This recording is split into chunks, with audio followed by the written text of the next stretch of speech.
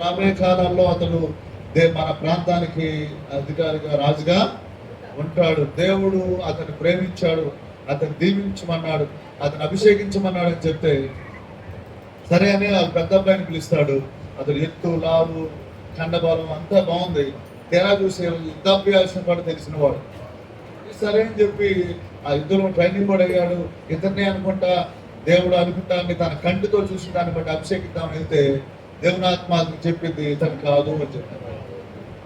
మరొక అతను పిలుస్తాడు. అతను బాగుంటాడు, రూపం బాగుంటుంది, ఇతను కాదు.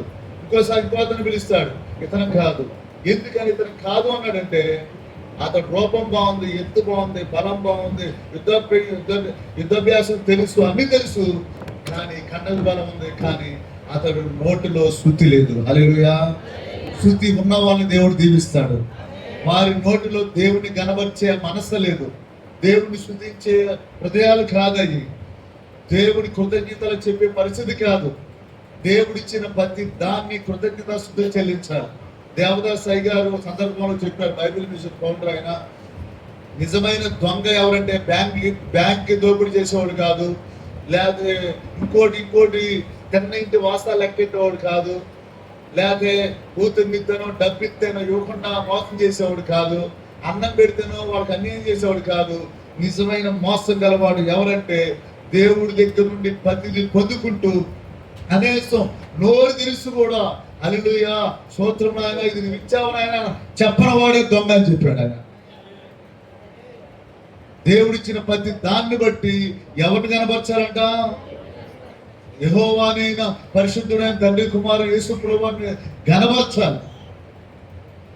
చూస్తాడు ఇంకెవరు లేరు. బైబిల్ స్కాలర్ చెప్తారు, యెషయాకి మరొక భార్య, అతనికి పుట్టినవాడు దావీదు. అసలు తండ్రికే గుర్తులేడు. ఎవరున్నారంటే ఎవరు ఉన్నారు, ఇంకొకడు దేవుడు ఎవరున్నారు, మీ అబ్బాయి అంటే అతను అంటే అప్పుడు గుర్తు తెచ్చుకున్నాడు. నేను మంచి మాట చెబుతాను నుండి, కన్న తండ్రికే గుర్తులేడు, కానీ యేసయ్యకి గుర్తున్నాడు. ఎవరో దావీదుని ఎవరు గుర్తు పెట్టుకున్నారు?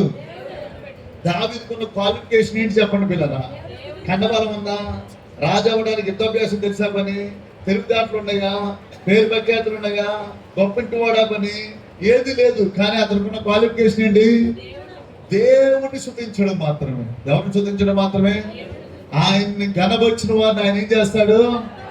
గనపరుస్తాడు. ఎందుకంటే లూసిఫరు సభాపరత రకాలను హెచ్చించుకున్నప్పుడు 3% దూత కింద తోయబడ్డారు. యెషయా గ్రంథం 14వ అధ్యాయంలో ఉండింది. ఇక ఎవరు నన్ను స్తుతించవలేనన్నట్టుగా విరమిగుతూ ఉంటాడు.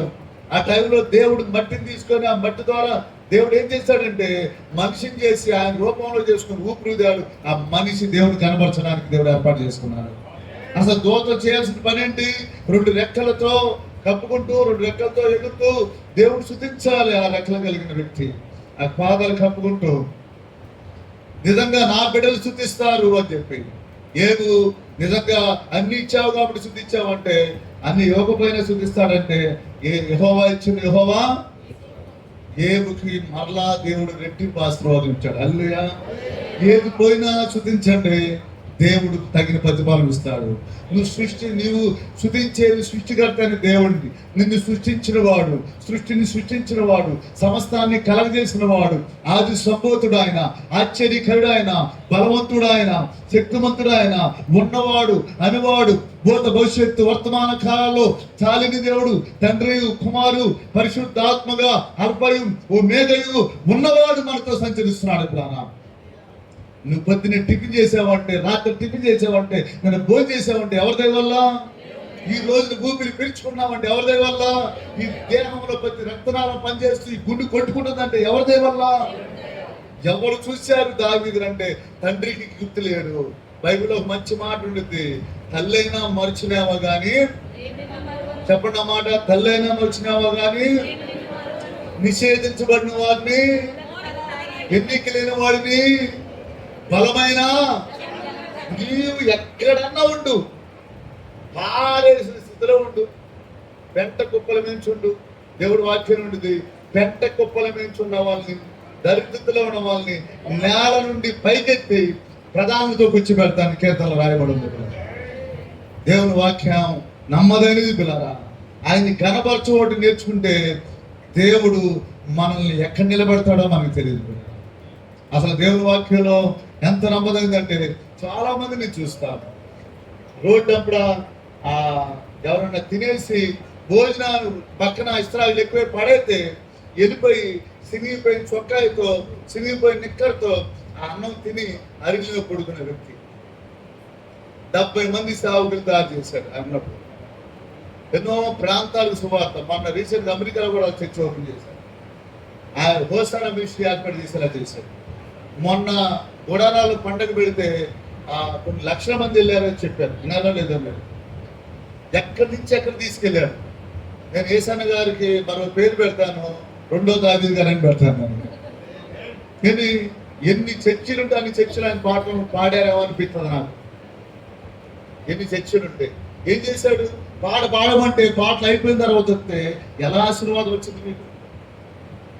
ట్రైన్ గట్ట వెళ్తారా మీరు? ఇక్కడ సక్క మా కమలక ట్రైన్ గట్ట వెళ్తారా ఏంటి? చీరాలు వెళ్ళే వాళ్ళు అలా వెళ్ళారా?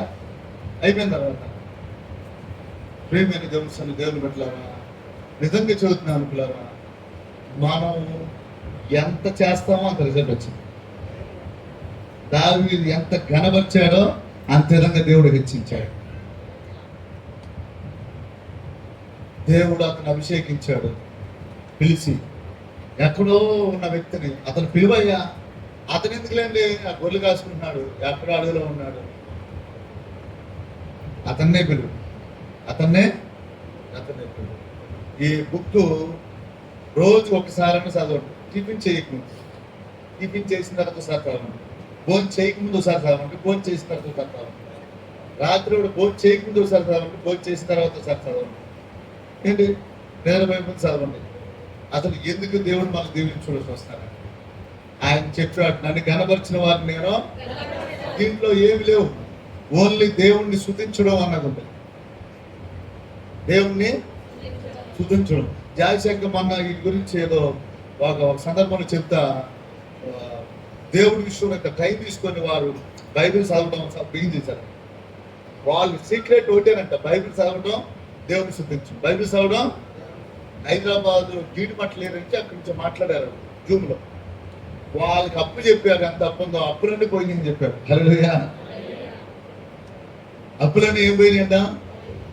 నిజంగా స్తుతించినప్పుడు దావీదు గారి విషయంలో దేవుడు ఏం చేశాడంటే, మనుషుల దృష్టిలో ఎలా ఉన్నప్పటికీ కూడా దేవుడు ఆయన కనబర్చాడు, దేవుడు ఆయనకు మేలు చేశాడు, దేవుడు ఆయన మంచి ధన్యతలు అన్నదే ఇచ్చాడు.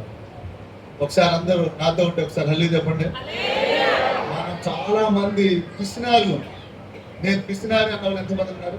నేను పిసినారి అన్న 2 చేతులు పైకి వెళ్తాను. పిసినారులు అంటే, పిసినారులు అంటే ఎవరంటే శుద్ధులు చెప్పిన వాళ్ళే పిసినారులు అని అర్థం.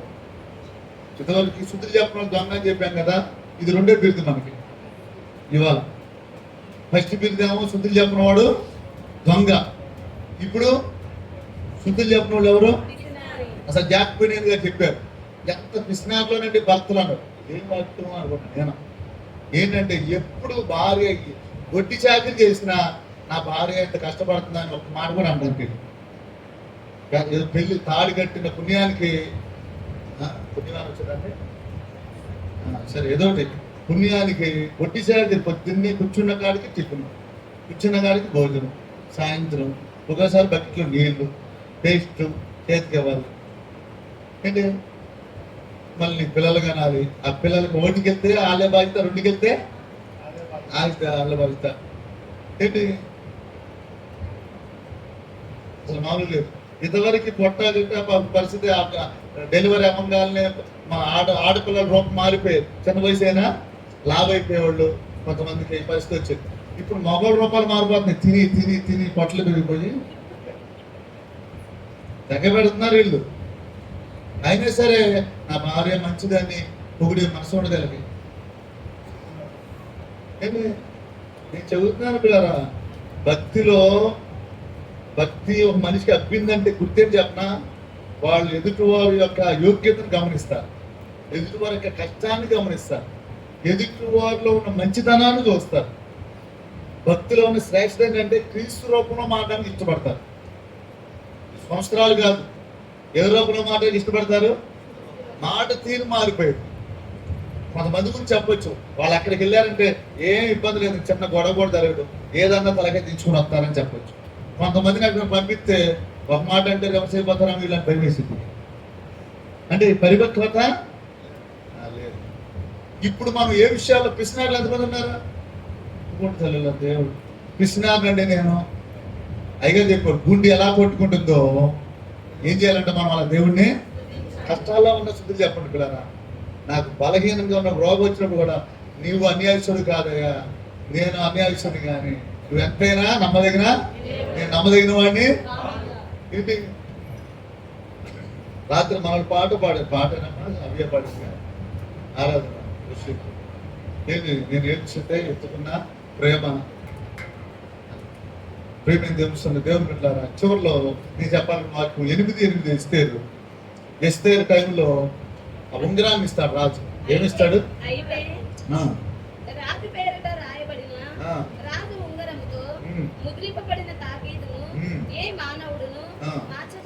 మార్చజాలడు.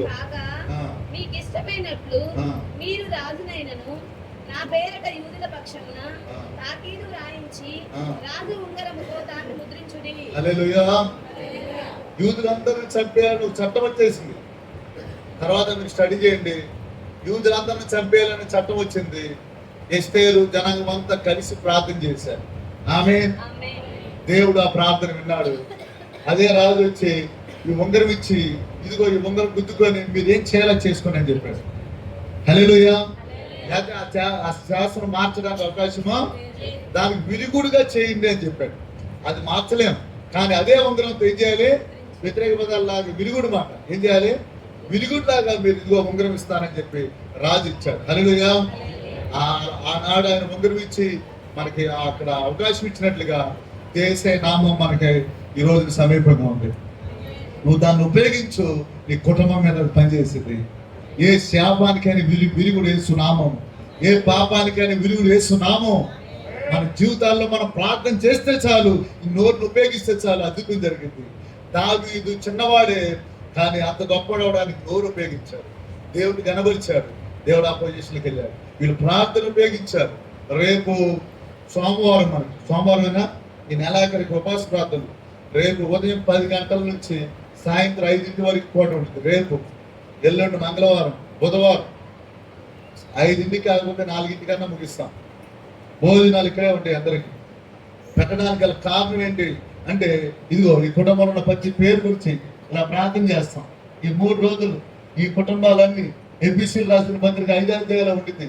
ఏముంటుందంటే, ఒక రోజున వీళ్ళందరూ సంఘం అంతా దేవుడు ఆ యొక్క సింహాసనం మీద ఆ 24 పెద్దల దగ్గర ఆ యొక్క పరిశుద్ధులతో, కోట్ల కొలు దూతలతో ఆయన పరిశుద్ధుడు కనబరుస్తున్నప్పుడు, ఇక్కడున్న ప్రతి మనిషి కూడా, ఇక్కడున్న ప్రతి వ్యక్తి కూడా, సంఘంలో ప్రతి వ్యక్తి కూడా ఆ యొక్క తెల్లటి బట్టలు వేసుకొని ఆ సంఘం ముందు నిలబడి యెహోవా పరిశుద్ధుడిని చెప్పడానికి దేవుడు సహాయం చేయను గాక.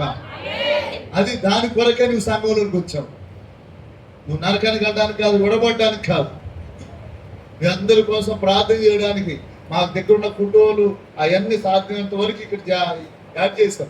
ఇంకెవరన్నా మన సహోదరు మహేష్ మర్చిపోతే మీరు ఇబ్బంది పడద్దు. మీ ఫోటోస్ ఏమన్నా ఉంటే మీరు వెళ్ళేప్పుడు ఇవన్నీ ఎదుర్కోండి. మీరు వెళ్ళేప్పుడు మీకు ఫోటో తీస్తారు. ఫోటో తీసి ఈవినింగ్ కల్లా ఇదిగో ఇవన్నీ సపరేట్గా ఇంత గ్యాప్ ఎందుకు ఇచ్చామంటే, ఇక్కడ అంటీ ఈ ఫోటోస్ అన్ని ఫోన్లో ఫోటో చేస్తారు, తీసుకెళ్తారు, ఆ సీట్ తీసుకొస్తారు, అక్కడ అంటిస్తారు. ఈ 3 రోజులు ఎవరు మిస్ అమ్మా. తుఫాను వచ్చినా, వరద వచ్చినా ప్రార్థన ఆగదంతే. మనందరూ కుటుంబాలు, నాకు మనుషులు ముఖ్యంగా. కోట బాబు ఇంటి పక్క నుంచి వేరొక మక్కని మన చర్చికి వచ్చేది. 3 నెలలు ఇక్కడ ఆమెకి అనారోగ్యంగా ఉంది. దేవుడు ఆమెను బాగు చేశాడు.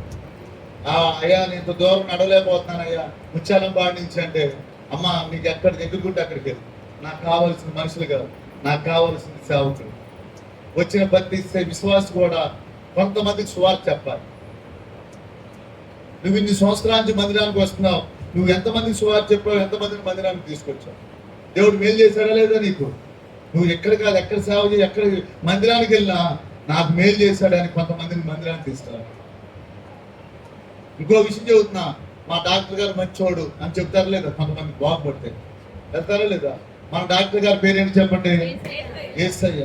నీ పాపం తగ్గిపోతే, నీ వ్యసనం తగ్గిపోతే, నీ కూతురు మానిపోతే, నీ పాత జీవితం మానిపోతే, నిన్ను చూసిన వాళ్ళు నీ డాక్టర్ మంచోడని ఎలా చెప్తారు?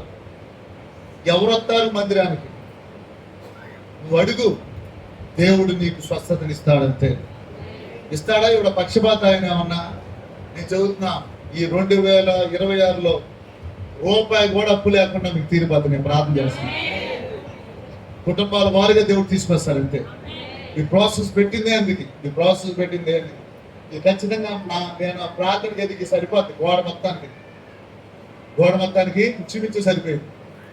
ఇంకా ఎవరు పేరు రాకపోయినా, లేట్ అయినా నష్టమే లేదు. ఓ పడిపోయి పారేసుకున్నారా ఎల్లగా నాకు అర్థం కాదు. నాకు మొదలటమే పరిగెడతారు.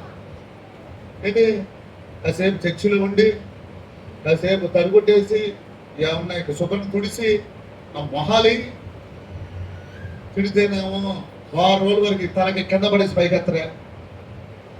రక్తంగా మొహం నిండా ఆనందం కారుతున్నా, తేరు కారుతున్నా కారుతుంది. ఏంటి పిల్లలు? మీ చర్చి ఏది చెప్పండి? మీ చర్చి పేరు చెప్పండి. ఎక్కడుంటుంది మీ చర్చి? చీపురు పెట్టుకున్న మొహమేనా నీ మొహం? తడిగుడ్డ పట్టుకున్న మొహమేనా నీ మొహం? సుధాకర్ గారు విన్నారా? మొహం అద్దంలోకి వెళ్ళి చూసుకోవాలి. అద్దంలోకి వెళ్ళి మొహం చూసుకోవాలి. ఏదో అర్థం చేసుకోండి. అయితే గొప్ప విషయం కాదు. కృపావతి సిస్టర్ వాళ్ళ ఇంటికి వెళ్ళిన రైల్వే కాలనీలో పాము కోసం తెలుసామంటే పెద్ద పాము తిరిగాయి. ఒక్కటే పిల్లలతో ఒకసారి ఏడ్చేది, భయమేస్తుందయ్యా. ఎప్పుడు భయం వేసినా బాగోపోయినా పిలవడమ్మా అంటే జగదీశను గోపిను ఎప్పుడు జగదీశ్ గోపి దినేశ్ నాకు ఎవరు లేరా చర్చిలో? లేరా? మనుషులు ఉన్నారా లేరా? నేను 10:30 కల్లా గుంటూరులో ఉండాలి చర్చి గారు. ఏంటి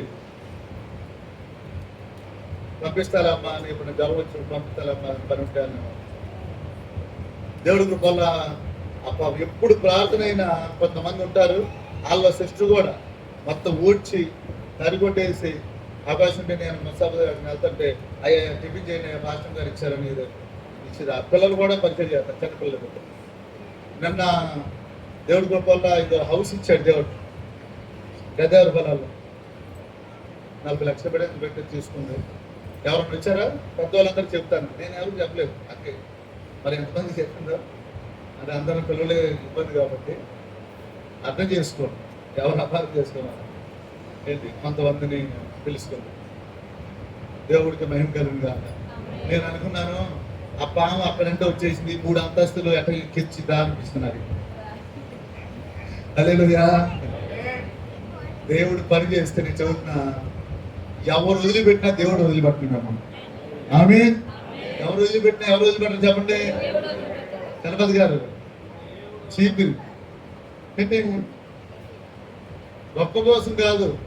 మన వాళ్ళు ఉంటారు, సువర్ణత్వం, అనుపూర్ణత్వం, ఎవరు కొంతమంది అనంతత్వం, ఎవరో కొంతమంది ఉంటారు.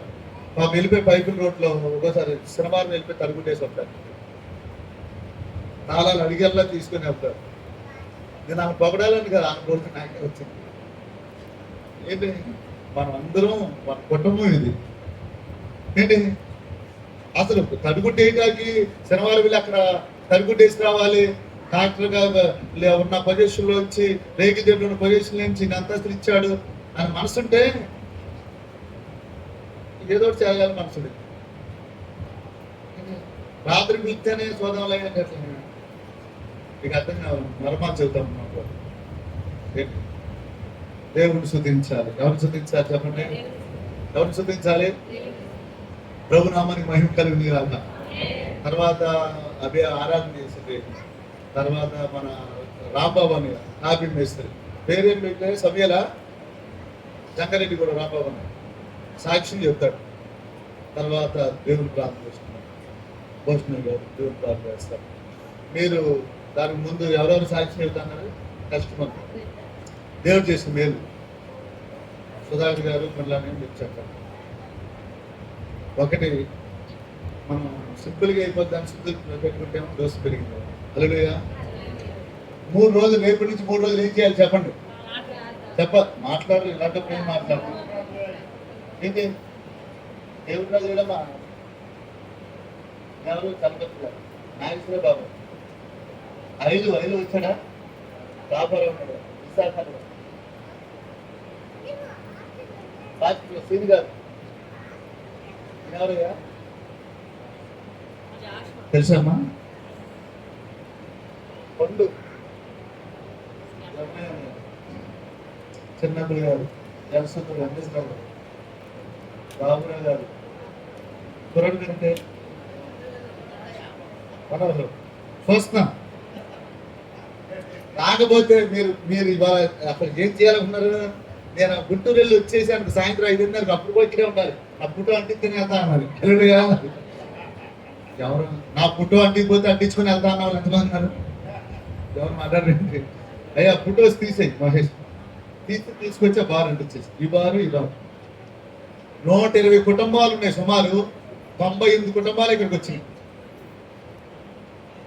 అయ్యా ఇదిగో చిన్నారి వాళ్ళ పిల్లలు కొండా బ్రదర్ పుట్టేది బ్లాక్ షర్ట్ వేసుకోండి. ఏది పక్కనే ఉండాలి శంకర పుట్టు. వీళ్ళైతే కలిపి పెట్టమన్నాను. ఊటుకు కొండబాబు దీంట్లో కలిపి పెట్టమన్నా లేదా? వాళ్ళైతే 2 ఫోటోలు ఇచ్చారు.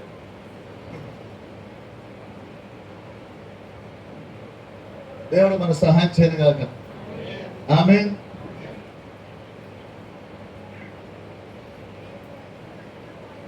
ఏది 2 ఫోటోస్ వచ్చినాయి.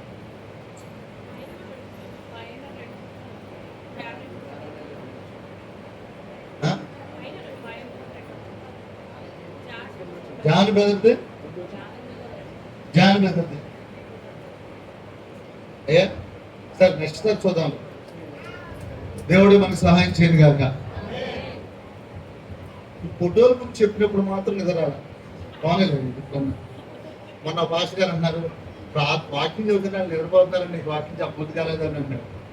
నేను అన్నాను మా చర్చిలో 50 మంది పెద్దవాళ్ళు ఉంటారు, 50 మంది యవనస్తులు ఉంటారు. వాళ్ళు పెద్ద రారు, 20 మంది ఇప్పుడు వస్తారు అంతే. లిస్టు ప్రకారం ఎంతమంది ఉన్నారు? వాళ్ళు కాకుండానే భార్య భర్తలు ఉన్నారు, వాళ్ళు కాకుండా చిన్నపిల్లలు ఉన్నారు. నేను వాక్యం చెప్పడం బిగిన్ చేస్తే సగం మంది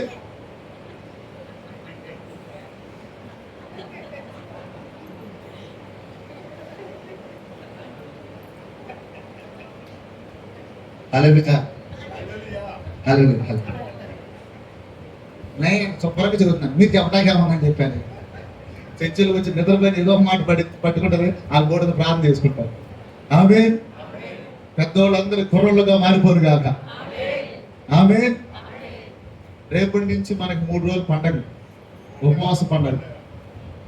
తిండి లేదు మీరు ఇక. హల్లెలూయా. అమ్మా మీరు బిజీ పర్సన్ రమ్మా అంటే కొంచెం ఉండాలి కదా. దేవుడు ఎంత హెచ్చించాడు మనల్ని, మనం ఎంతగా తగ్గించుకోవాలి. రాజు అయినప్పటికి కూడా దీంట్లో ఉంటుంది చివరిలో. అతడు రాజుగా ఉన్నప్పుడు కూడా దేవుడిని స్తుతించాడు కాబట్టి దేవుడు అతన్ని రాజు నుండి చక్రవర్తి స్థాయికి తీసుకెళ్ళాను. హల్లెలూయా. కృష్ణార్థనం పౌర్ణమి గాక. ప్రార్థన చేసుకుందాం. దేవుని సన్నిధిలో ఉన్న మనం ఎవరు తీసి ప్రార్థన చేసుకుందాం. అందరూ ఒకేసారి చేతులు పెరిగి దేశయ్య సుతులను ఆయన మన జమయ్య నడిపిస్తారు. తర్వాత సుధాకర్ అన్నయ్యను ఆమె పరిస్థితి వచ్చింది. ఆరాధన తర్వాత ఏమంటారు అవకాశం. అందరూ నిలబడండి. ఒకసారి నిలబడండి. 2 నిమిషాలు నడిపిస్తాడు, తర్వాత ఆరాధనలోకి వెళ్ళిపోతాం. కంటిన్యూగా